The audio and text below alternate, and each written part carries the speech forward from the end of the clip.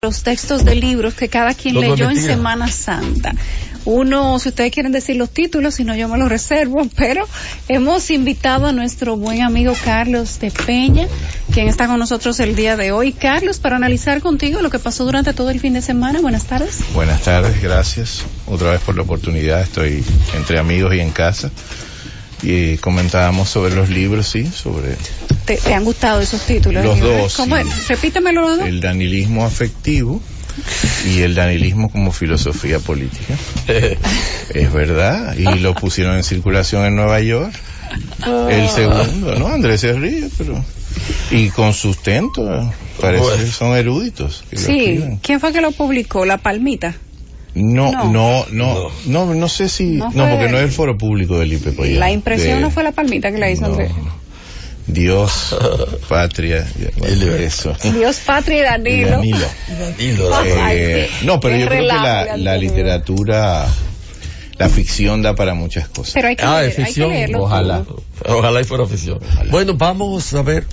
La situación política dominicana está bastante tensa, caliente, tensa. ¿Qué opinas? ¿Qué te parece lo relativo a la participación de la Iglesia en el debate político? Porque la Iglesia ha dado un espaldarazo a la antirreelección y lo ha hecho también en contra de males verdaderamente endémicos de la sociedad dominicana, la corrupción, la no existencia de la separación de los poderes públicos real, el predominio del poder ejecutivo, todas esas cosas, la impunidad. El punto de vista sociológico, Carlos, sí, todo lo que eso es lo que precisamente en el fin de semana estuve buscando bibliografía sobre este tema y la relación Iglesia-Estado en la República Dominicana. Encontré un texto del sociólogo Emilio Betances, que es un texto de 2009. Un texto viejo, sí. Sí, relativamente viejo, pero interesante porque dentro de la bibliografía del pensamiento social dominicano no es muy común encontrar. No es basta. El libro de Sáez. Sí, de José Luis Sáez, sí, pero de hecho el prologuista de Sáez, de este texto. Pero volviendo al contexto actual, bueno, en ese libro y en alguno que otro uno puede encontrar algunas referencias de cuál ha sido la evolución histórica del papel de la Iglesia en relación al Estado dominicano. Y no del Estado dominicano, sino en Latinoamérica.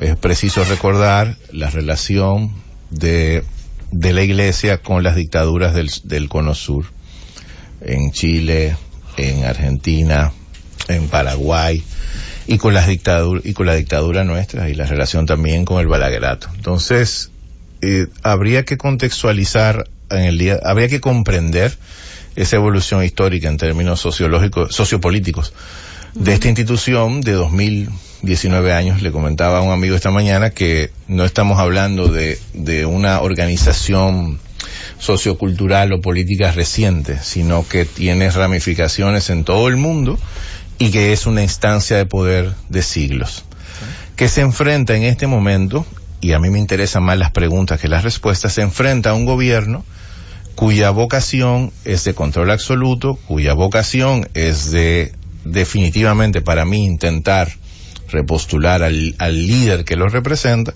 Y entonces viene la confrontación. Ahora la primera pregunta que yo tendría en términos muy sociológicos es ¿por qué se da esa confrontación cuando durante un buen tiempo ha habido relaciones cordiales, institucionalmente ha habido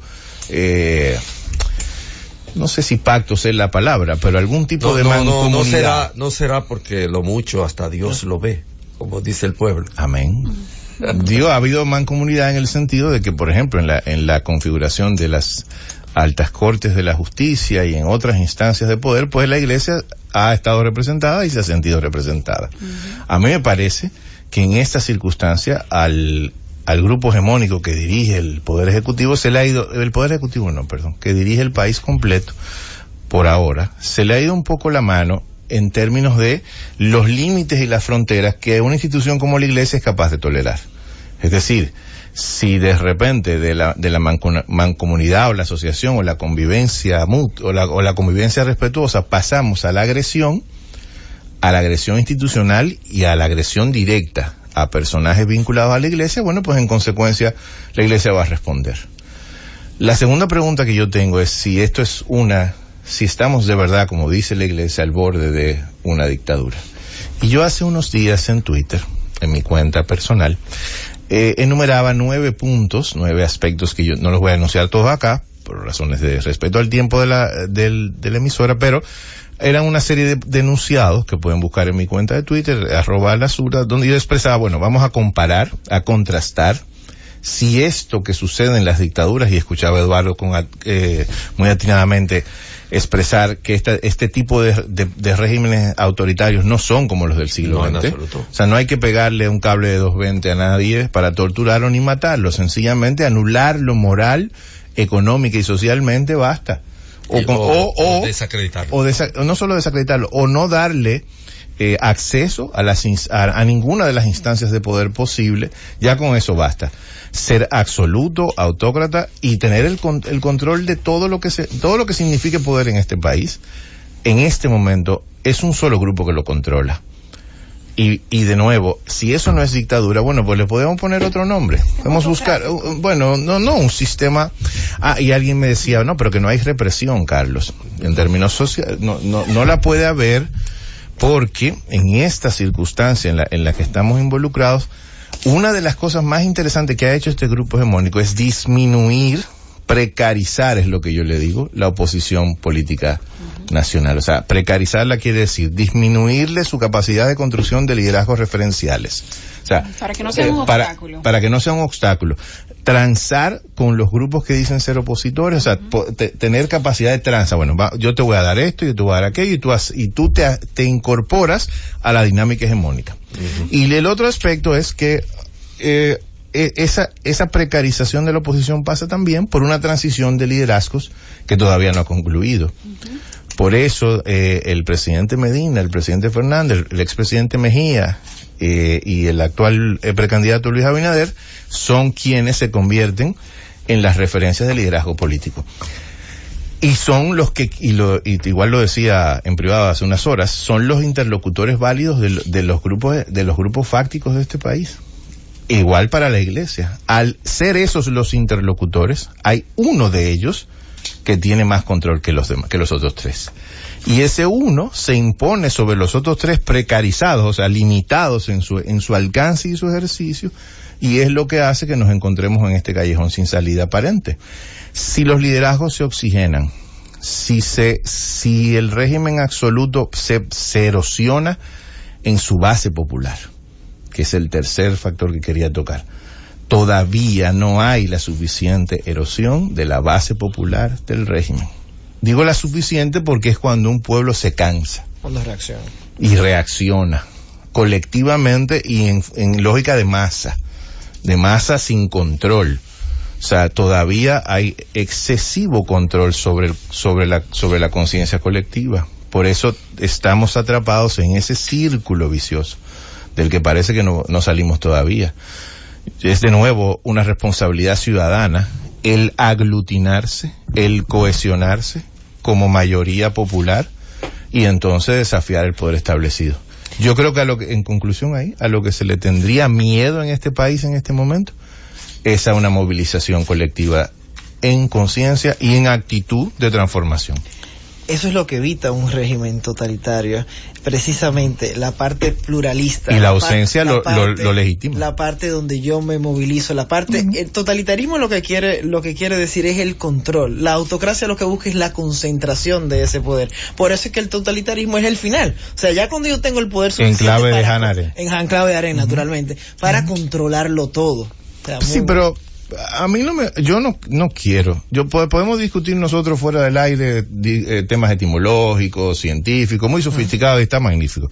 Pero la audiencia uno tiene la responsabilidad. Uno tiene la responsabilidad de ejercer opinión pública de manera llana y clara. O sea, si la ciudadanía no se moviliza, no se organiza, no se cohesiona alrededor de un proyecto y de un propósito común, que tiene que ser superar la hegemonía existente, y hegemonía no es otra cosa que concentración cultural, no solamente política, no es una batalla electoral, es que el danilismo ha avanzado hacia la vida, y se está convirtiendo en algo normalizado en la vida. Es decir, todo el mundo acepta que lo que es debe seguir existiendo. ¿Y cuál sería la diferencia entonces en cambiar?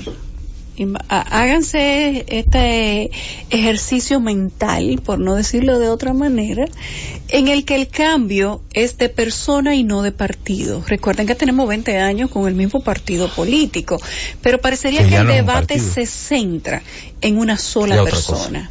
Imagínense que la figura no fuera el presidente actual, Danilo Medina, y que cambiara la figura más no el partido. ¿Cómo estaría la centralización de poder en esa variable? Probablemente idéntica, porque, y es excelente tu precisión, lo que está imbricado, o sea, lo que está cohesionado en este momento son las relaciones de poder. Correcto. Es la forma en cómo se practica, se ejerce, se crea Danilo y se consolida. Danilo Medina ha seguido un patrón. Sí, lo que pasa es que es más eficiente. Él no se lo inventó. Él le enseñaron ese modelo de gobernanza que se lo había dejado el presidente Fernández. No, Balaguer. Leonel lo siguió de Balaguer. Pero ellos lo han variado. No, y Danilo lo perfeccionó. Y lo perfeccionó, sí. Enormemente, además. Claro. Lo actualizó y lo adaptó a la era. Lo ha hecho más eficiente. Mucho más eficiente. Y hay un problema también de la naturaleza del financiamiento del proyecto político. Es distinta en relación a Balaguer. Distinta. El financiamiento, el capital, la acumulación originaria de la gente que rodea a Leonel Fernández se formó dentro del aparato del Estado. Correcto. La que rodea al presidente Danilo Medina viene de fuera y llega al poder con todas las características de los rentistas, o sea, del que invierte en un proyecto y lo tiene que recuperar y espera dividendos y son inversiones, quiere dividendos. Como le decía Alan García a Jaime Bailey en un escrito que criticábamos ahorita, o que lo comentábamos más bien, que se llama El suicidio de Mozart. Dice Jaime Bailey que Alan García, en una especie de consejo paternal que le daba cuando él consideró la presidencia, le dice que no importa si él no tiene el dinero en ese momento para la candidatura, tan pronto le empiece a marcar positiva y ascendentemente en las encuestas, los inversionistas lo verán. El dinero llega solo. Así es. Y él dice que de inmediato, poco tiempo después de que él empezó a marcar, se le acercó Odebrecht de una manera directa y Alan García le dijo: no creas que es una inversión, es un préstamo. Sí, no, y es una inversión exacto, para hacer de vuelta, y el pago es carísimo.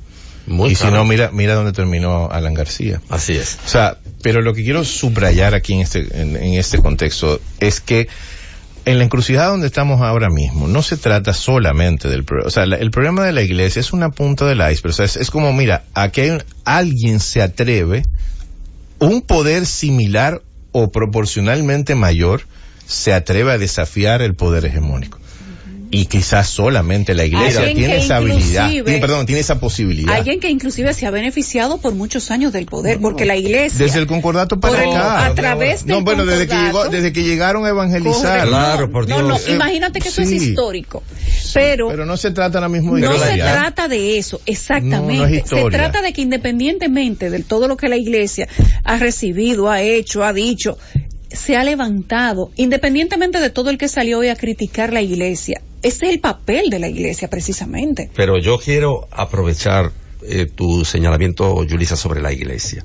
Hay un momento parecido en la historia dominicana, la pastoral del año 1960. Sí. La pastoral fue un punto de inflexión. Parece que el proceder de la iglesia llega a un punto en el que ya no puede seguir cohabitando con las formas normales, naturales, con comillas, del poder. Sí, Trujillo en el caso de Trujillo, la reacción fue a raíz de la invasión o de la llegada de los combatientes del 14 de junio del año 59, y se desencadenó en el año 60 una enorme represión de jóvenes por todas partes. Quien estaba de